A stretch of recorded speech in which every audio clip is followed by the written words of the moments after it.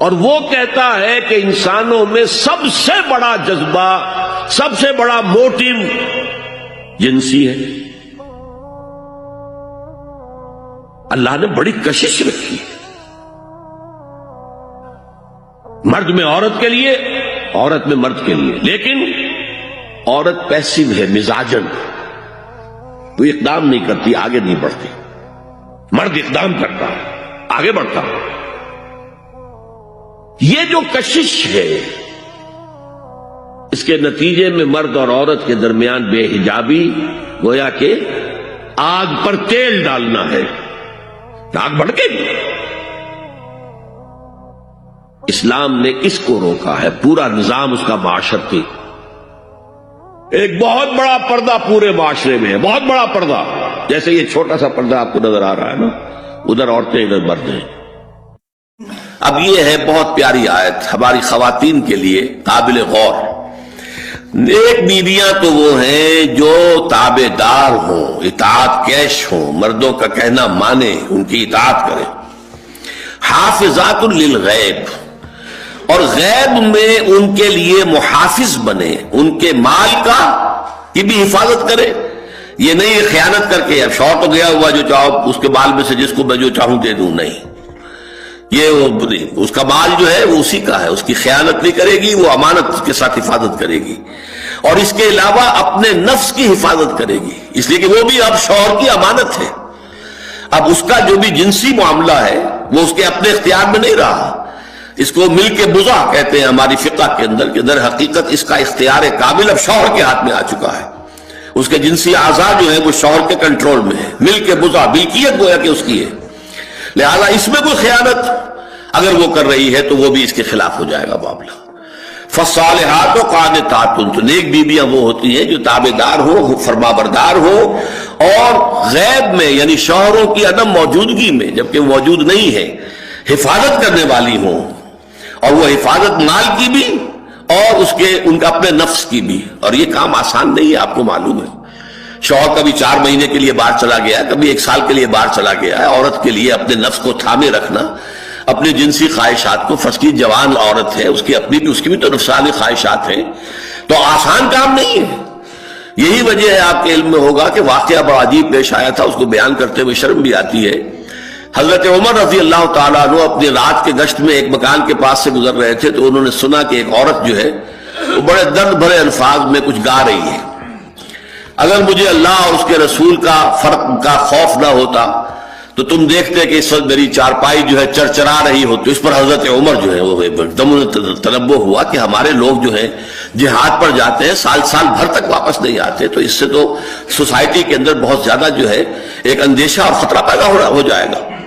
تو انہوں نے اب دیکھیے یہ بات بھی کہ دین میں کوئی شرم اور حیا اس معاملے میں نہیں ہے، کہ اپنی بیٹی سے پوچھا، حضرت حفصہ سے، اب وہ بیٹی بھی ہے اور ام المومنین بھی ہے، حضور کی اہلیہ ہے تو ام المومنین ہے، لہذا حضرت عمر کے لیے بھی ماں کے درجے میں ہے، اگرچہ ہے حضرت عمر کی صاحبزادی، کہ تم مجھے بتاؤ حفصہ، ایک عورت زیادہ سے زیادہ کتنے عرصے تک صبر کر سکتی ہے؟ اور کوئی قباحت محسوس نہیں کی حضرت حفصہ رضی اللہ تعالی عنہا نے، کہا 4 مہینے۔ تو پھر انہوں نے یہ آرڈر نافذ کر دیا، کوئی مجاہد 4 مہینے سے زیادہ جو ہے وہ بحث پر نہ رہے، لازماً وہ آئے چھٹی لے کر اور وہ گھر پہنچے۔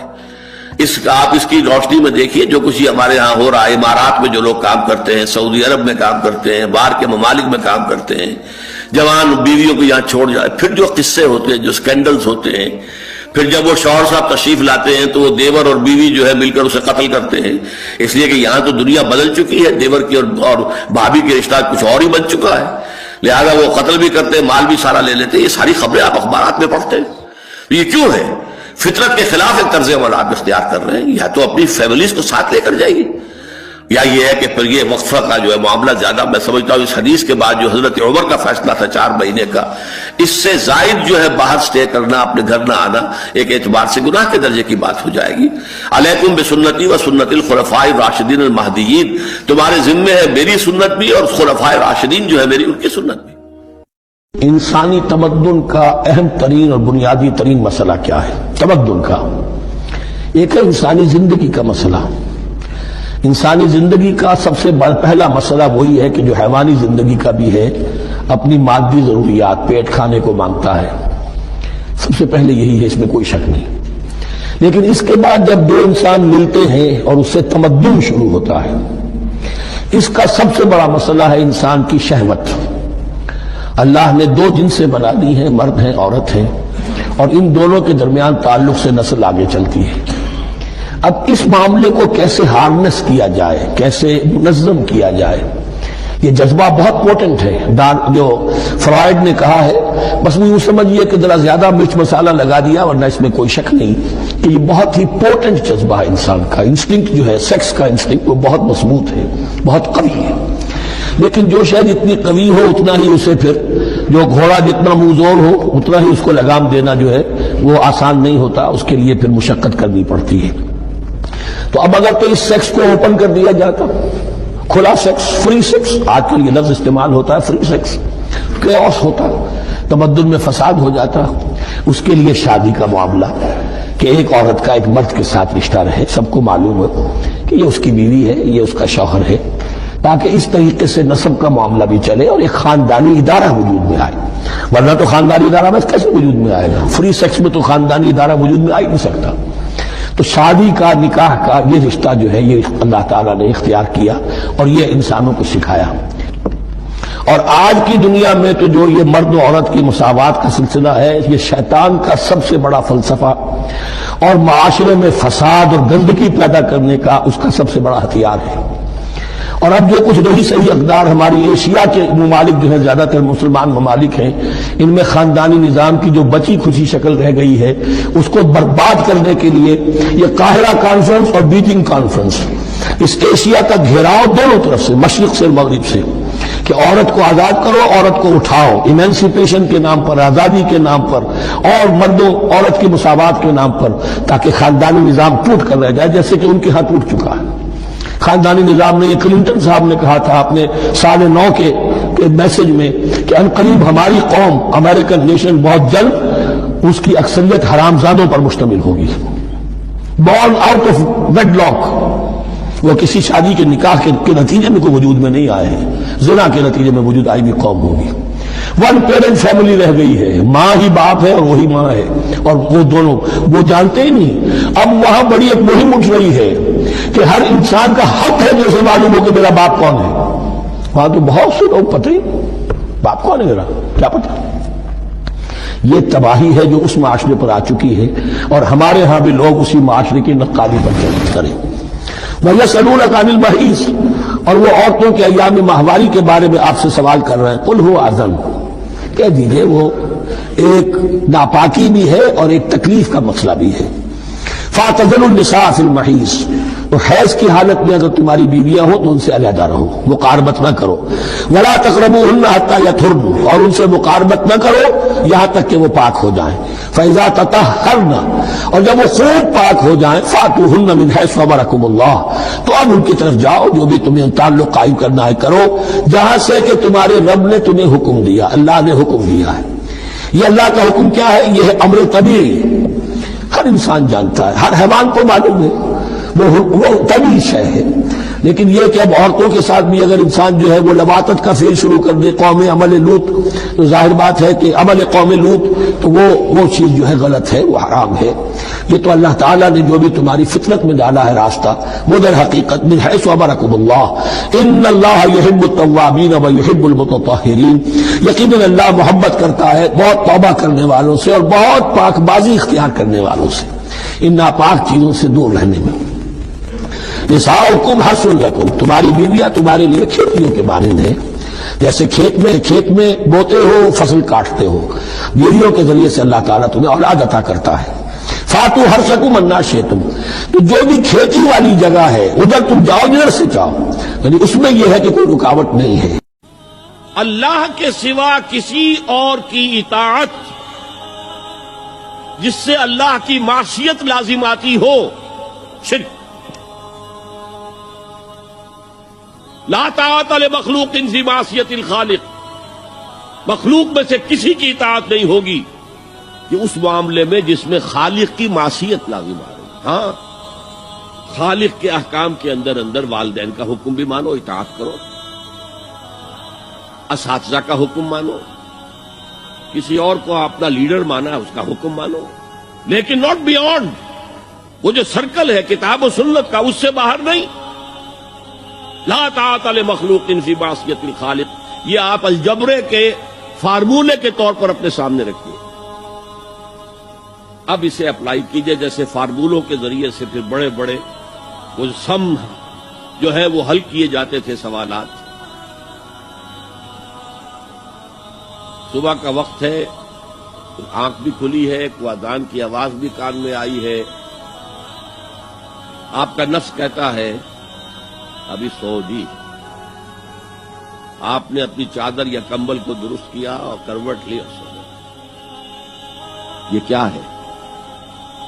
آپ نے کس کا حکم پیچھے پھینکا اور کس کا حکم مانا؟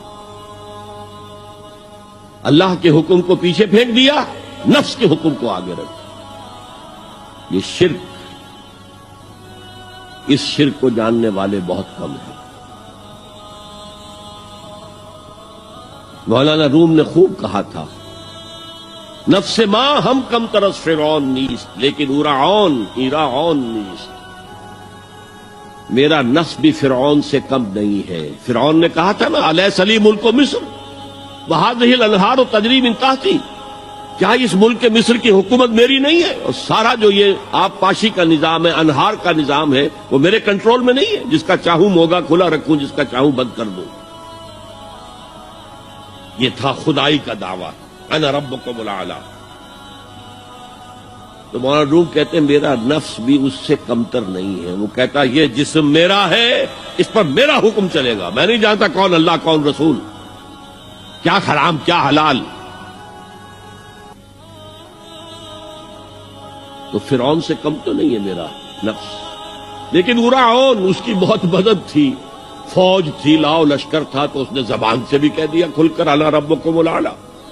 میں مسکین ہوں، غریب ہوں، میرے پاس کوئی طاقت نہیں ہے، میں زبان سے تو کچھ نہیں کہہ سکتا، اندر سے میرا نفس یہی کہتا. یہ نفس کی حکومت قرآن کہتا ہے. میں حیران ہوتا ہوں، دو جگہ یہ مضمون آیا ہے. ارأیت من اتخذ الہہ ہواہ افانت تکون علیہ وکیلا. اے نبی تم نے دیکھا اس شخص کو، اس کے حال پر غور کیا جس نے اپنی خواہش نفس کو اپنا الہ بنا لیا. اللہ اکبر.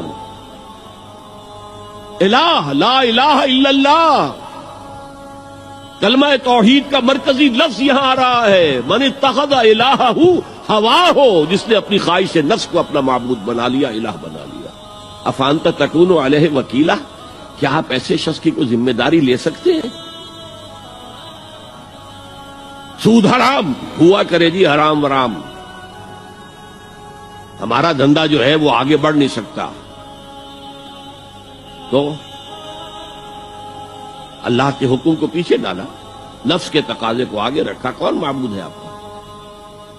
نام عبداللہ رکھیے، نام عبد الرحمان رکھیے، ہے عبد النفس، نفس کے بندے، نفس کے غلام.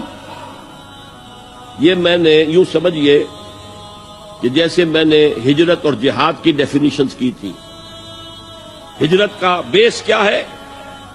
پوچھا گیا ایو الہجرت افضل یا رسول اللہ، اے اللہ کے رسول بتائیے سب سے اعلیٰ ہجرت کون سی ہے، افضل؟ فرمایا ان تہجر ما کرہ ربک، ہر اس چیز کو چھوڑ دو جو تمہارے رب کو پسند نہیں. آج رات ہی سے آپ ہجرت شروع کر سکتے ہیں. جائزہ لیجئے کیا کیا چیزیں میری زندگی میں خلاف شریعت ہے، تو اللہ کو ناپسند ہے. فیصلہ کیجئے کہ آج کے بعد نہیں ہوگی. ہجرت شروع ہو گئی، افضل الہجرہ، سب سے افضل ہجرت شروع ہو گئی. لیکن ٹاپ پر لے جائیے تو یہ ہجرت جب اللہ کے دین کو قائم کرنے کی جدوجہد اس مرحلے پر آ جائے کہ اب باطل کے ساتھ ٹکراؤ ہے اور اب چاہیے کہ ساری قوت ایک مرکز پر جمع ہو جائے، ہجرت فرض کر دی گئی. وہ ہجرت گھر بار چھوڑ کر، اہل و عیال کو چھوڑ کر، اور مکے کے بھیڑیوں کے رحم و کرم پر چھوڑ کر اپنے گھر والوں کو جو لوگ ہجرت کر کے آئے. حکم تھا، ہجرت مدینہ فرض تھی، ہجرت حبشہ فرض نہیں تھی. صرف اجازت تھی کہ جن سے سختیاں نہیں جھیلی جا رہی مزید وہ چلے جائیں. تو ہجرت کا یہ ابتدائی نقطہ انتہا یہ جہاد المجاہد من جاہد نفسہ، جہاد تو یہاں سے شروع ہو گیا، اپنے نفس کے خلاف جہاد کرنا۔ صبح نفس نے کہا ابھی سو جاؤ، آپ نے نفس کی بات کو رد کیا، اپنا کمبل اٹھا کے پھینکا، اٹھے، وضو کیا، نماز کے لیے آپ مسجد چل دیے، آپ نے جہاد کیا نفس کے خلاف۔ یہ افضل الجہاد ہے، اور سب سے چوٹی اوپر یہ ہے کہ جب وہ حق و باطل کی جنگ ہو تو جان ہتھیلی پر رکھ کر میدان میں حاضر ہو جاؤ۔